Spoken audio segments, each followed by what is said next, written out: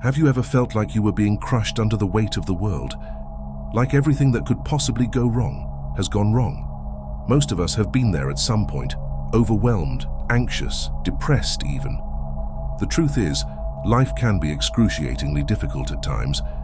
But what if I told you there was a way to face these harsh realities head-on without crumbling under the pressure?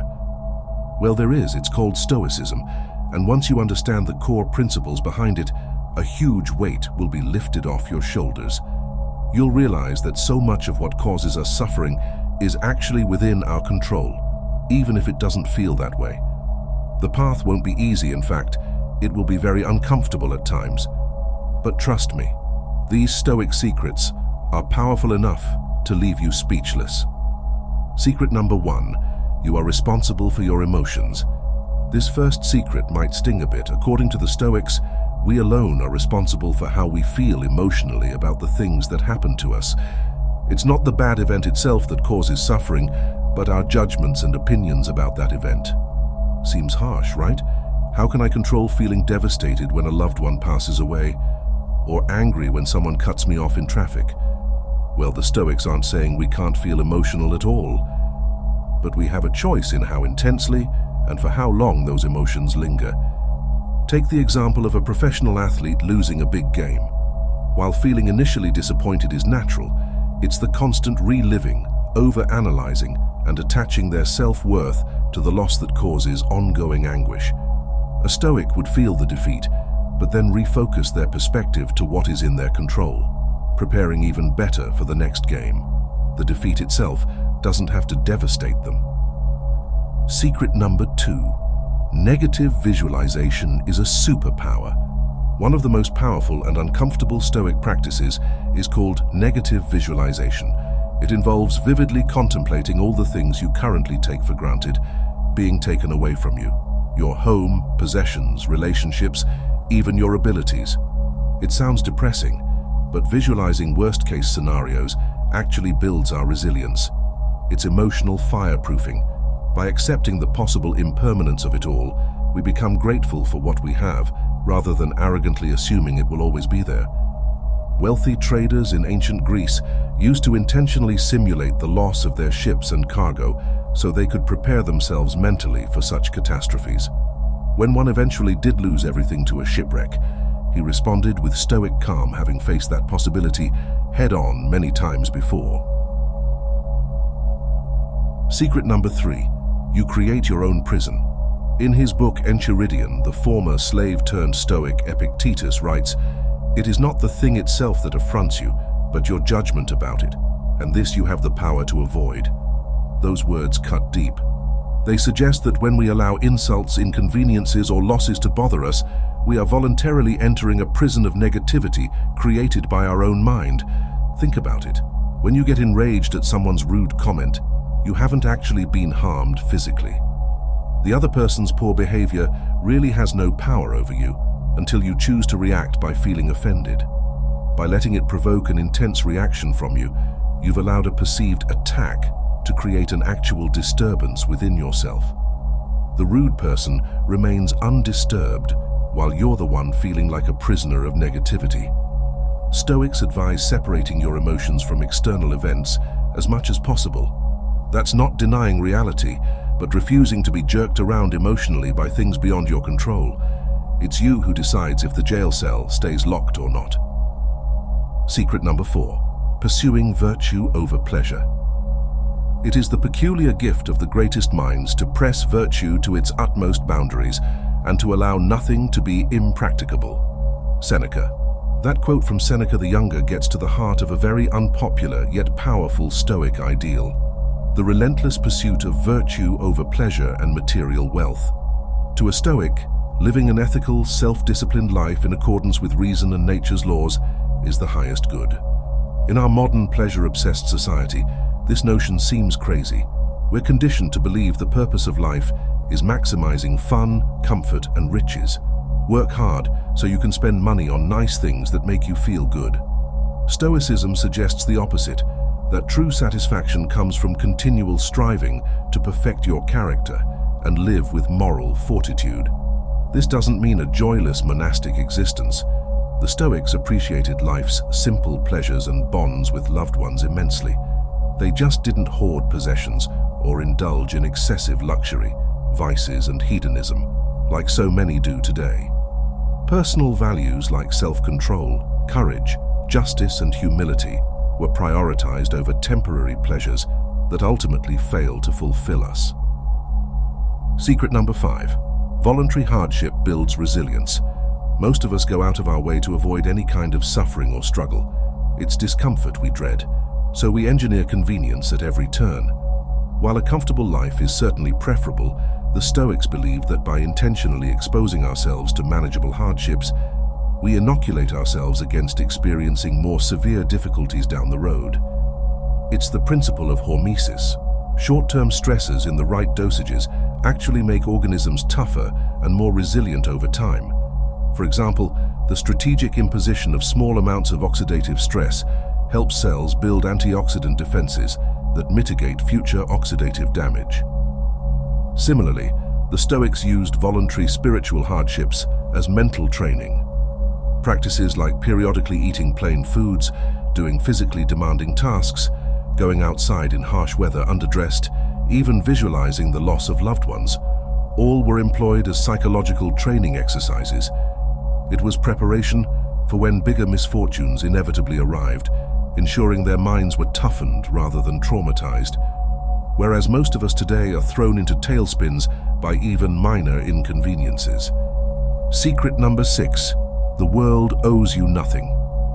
It was the renewal of an ancient idea that you must assume that the world is against you and impersonal, wrote the modern-day philosopher William B. Irvine.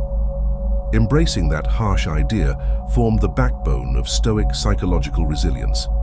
Stoics constantly reminded themselves that the universe is indifferent to our expectations or feelings of entitlement. Everything we have, from our possessions to our very lives, is ultimately on loan and can be taken back at any time. There are no true misfortunes, only ever-present possibilities that we foolishly fail to anticipate.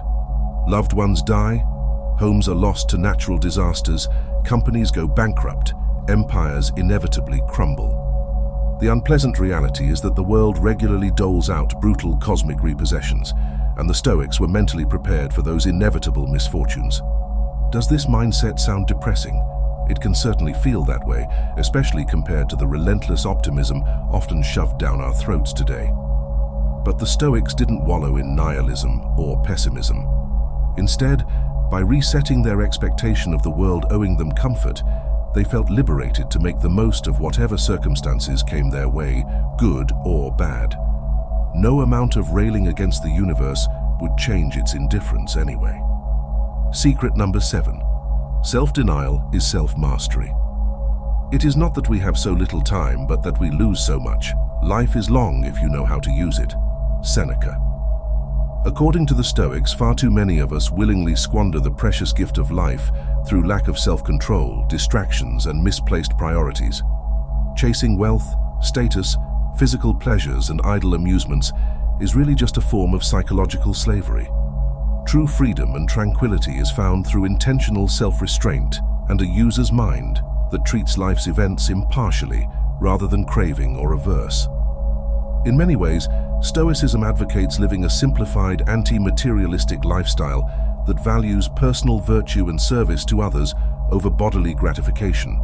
So yes, practices like fasting, abstaining from sensory pleasures, guarding one's moral character, and winnowing out inessential possessions were embraced as pathways to self-mastery. This was the opposite of society's hedonistic tendencies, which the Stoics viewed as indulgences that would ultimately breed mental disturbance and unhappiness anyway. Secret number 8. Memento mori. Embrace your mortality. Of all the Stoic practices, none is more unsettling yet powerful than the ancient ritual of memento mori, the contemplation of your inevitability mortality.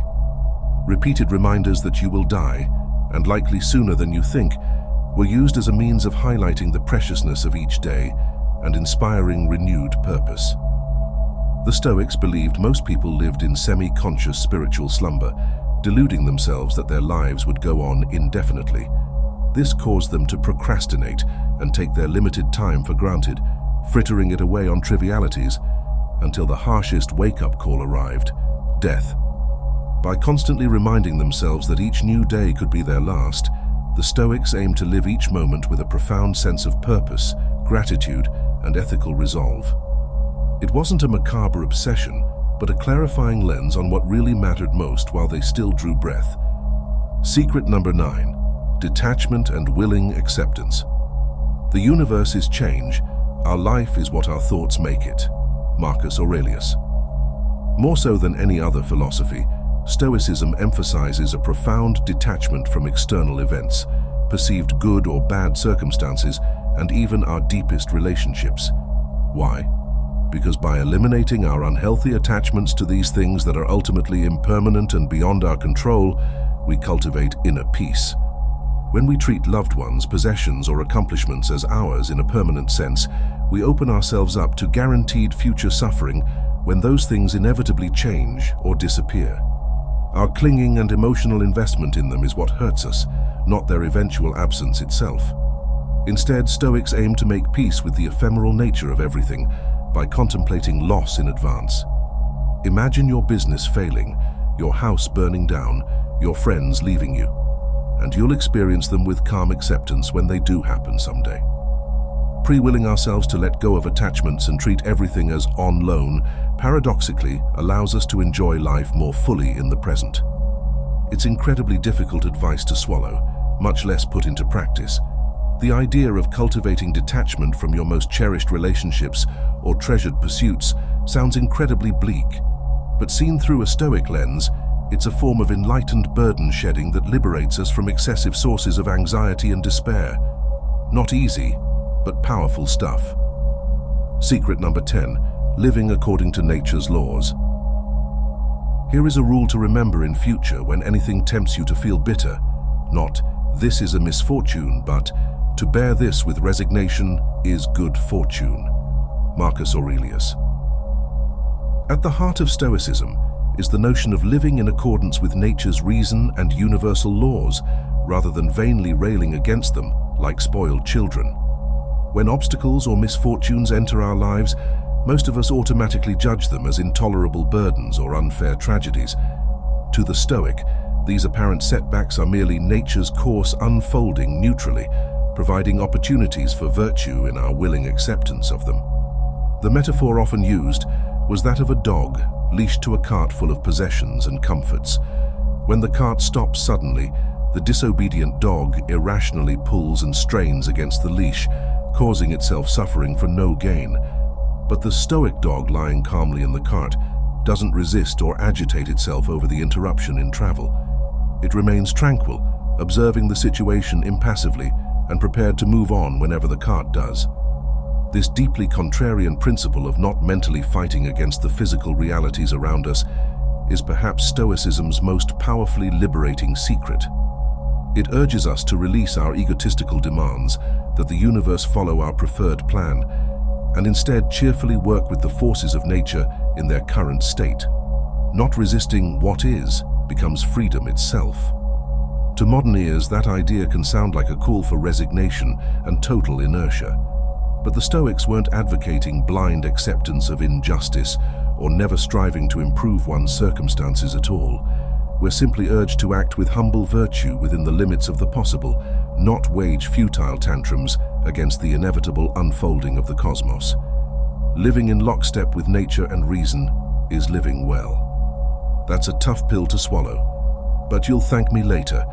If you have made it this far, comment down below with the word 100% to confirm that you have received the knowledge from this video. For more interesting topics, make sure you watch the recommended video that you see on the screen right now. Thanks for watching.